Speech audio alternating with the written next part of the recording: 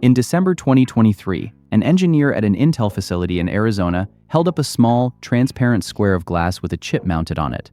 It was the result of more than 10 years of research. 10 years. A decade of quiet work on a material almost nobody outside the industry was paying attention to. Intel had reason to be proud. They had cracked something genuinely difficult, something Samsung, TSMC, and the entire semiconductor world had been circling for years without solving. And at CES 2026, Intel made it official. The first commercial processor in history built on a glass foundation shipped to real customers. A 10-year head start turned into a finished product. The glass age of computing, as one analyst put it, had officially begun, and Intel was standing at the front of the line. There was just one problem. While Intel spent a decade perfecting glass chips in the lab, a Chinese company that had never made a single semiconductor was quietly building the exact factories needed to mass produce them. And it was doing it in a fraction of the time. Not 10 years, months. This is the story of how the company that invented the future of chips may have just handed the lead to someone else. And the reason it happened has almost nothing to do with chips at all. Let's get into it. To understand what just happened, you need to understand why glass chips matter in the first place, and why Intel's decade of work was such a big deal. If you've watched my earlier videos on this, you know the short version. The most powerful AI chips today aren't single chips anymore. They're clusters of smaller chips, called chiplets, all mounted on a shared foundation called a substrate. And that foundation for the last 20 years has been made of an organic material, essentially a very advanced plastic. That plastic foundation has hit a wall. Literally, the industry calls it the warpage wall. As AI chips get bigger and hotter, the plastic underneath them expands and contracts unevenly, warping just enough to break the microscopic connections holding everything together. The plastic that served the industry for 2 decades simply can't handle the size and heat of modern AI hardware. Glass solves this. It barely expands under heat. It stays flat. It carries far more connections and cleaner signals than plastic ever could. Intel, to its credit, saw this coming earlier than almost anyone. They started working on glass substrates more than 10 years ago, when AI chips were nowhere near the monsters they are today. They bet correctly on a problem that didn't fully exist yet, and here's where the assumption everyone made comes in. The entire industry believed that whoever solved the science of glass first would win. Intel solved the science. Intel shipped first, so Intel should win, right? That assumption turned out to be wrong, because solving the science and winning the race are two completely different things, and the gap between them is exactly where China walked in. Let me show you just how hard the thing Intel accomplished actually was, because it makes what happened next even more surprising. Building a glass substrate is brutal. I covered the manufacturing nightmare in detail in earlier videos, but here's the essence. You have to drill thousands of microscopic holes, each thinner than a human hair, straight through a sheet of glass thinner than a fingernail, without cracking it. Then you have to fill those holes with metal that expands at a different rate than glass without the two separating under heat. Then you have to keep the entire surface flat to within a fraction of a hair's width across the whole panel. Glass is rigid, brittle, and unforgiving. It punishes the smallest mistake with invisible cracks that don't show up until months later, when the finished chip suddenly fails. For years, the percentage of glass substrates that survived manufacturing without a defect was so low that producing them commercially made no financial sense at all. This is what took Intel 10 years. Not because Intel was slow, because the problem was genuinely that hard. They had to invent the processes, the tools, the inspection methods, the entire approach, mostly from scratch. By the time they shipped Clearwater Forest in early 2026, they had earned every bit of their first-mover advantage. Intel's launch marked the world's first successful high-volume implementation of glass core substrates in a commercial CPU, signaling the beginning of what engineers called the glass age of computing. So how does a company with zero semiconductor history come along and threaten that 10-year lead in a matter of months? The answer is the most surprising part of this entire story. Here's the twist almost nobody outside the industry understands. The hardest part of making glass substrates isn't the chip science, it's the glass handling. Cutting enormous sheets of ultra-thin glass with perfect precision, keeping them flat, inspecting them for microscopic flaws, moving them through a factory without shattering them, running all of this at massive scale every single day with the yield high enough to make money. Now, what other industry on Earth has spent the last 20 years mastering exactly that? Precision handling of giant, ultra-thin sheets of flawless glass at enormous scale? Display manufacturing. the screens in your TV, your monitor, your phone. And the largest display glass manufacturer on the planet is a Chinese company called BOE. BOE has never made a semiconductor, but it has spent 2 decades perfecting the single hardest physical skill that glass substrates require: handling big, thin, perfect glass without breaking it, at industrial scale, profitably.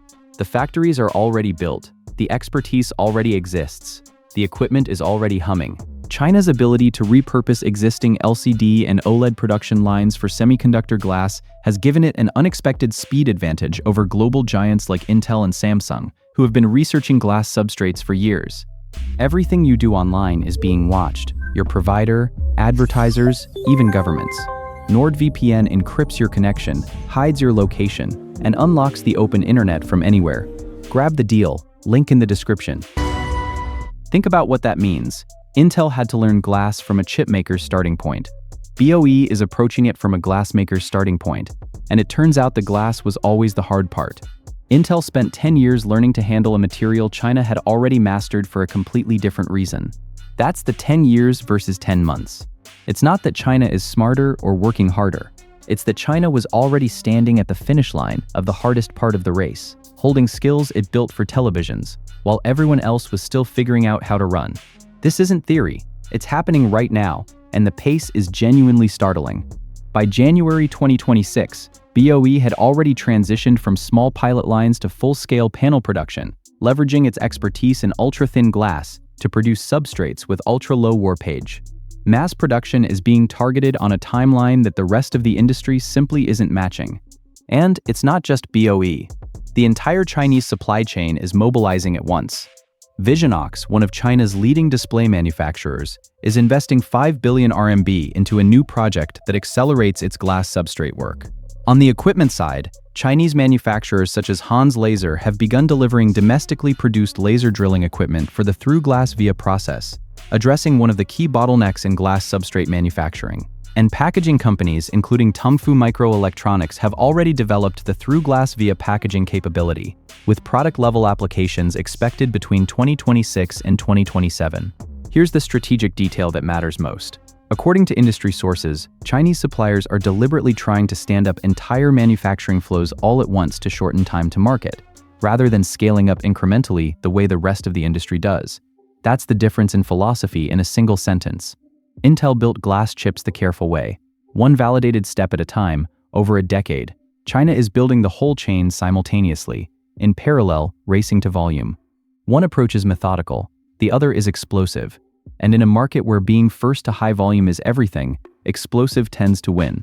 Here's the part that should make Intel nervous, and it's a lesson that shows up again and again in the chip industry. Inventing a technology first does not mean you win the market. What wins the market is reaching high-volume production first, and then accumulating the manufacturing knowledge that only comes from running millions of real units through real factories. Every substrate that runs through a production line teaches the factory something. Every defect solved becomes knowledge that can't be bought or copied. The company that reaches true mass production first starts climbing that learning curve first, and the customers who design their chips around that supplier's specifications don't switch easily, because re-qualifying a new supplier costs years and enormous risk. This is the exact dynamic that made TSMC nearly untouchable. TSMC didn't win because it permanently had better technology than everyone else.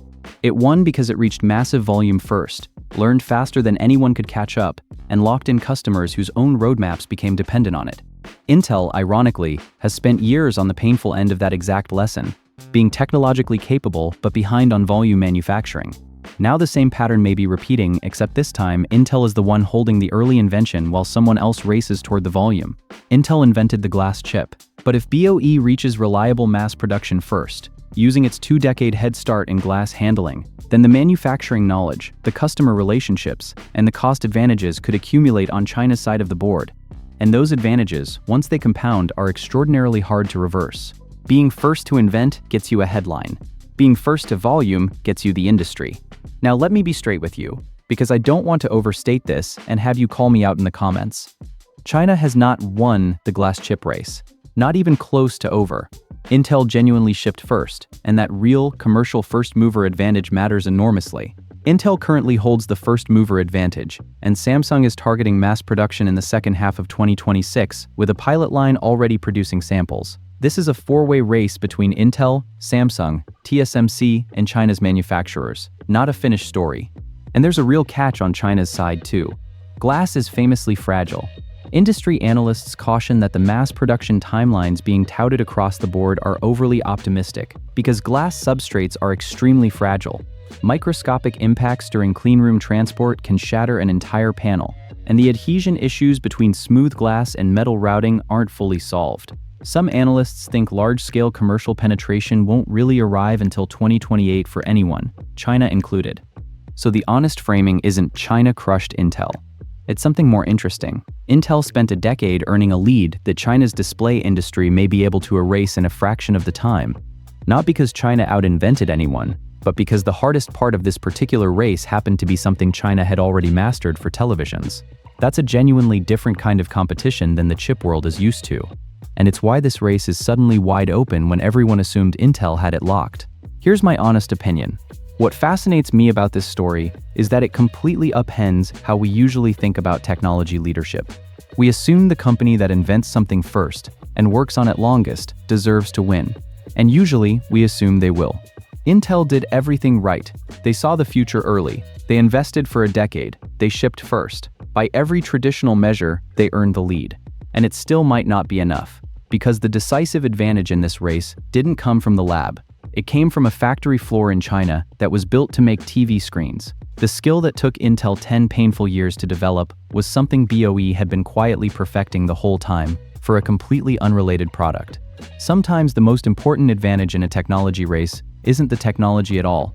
It's the boring industrial capability sitting in an adjacent industry that nobody thought to connect.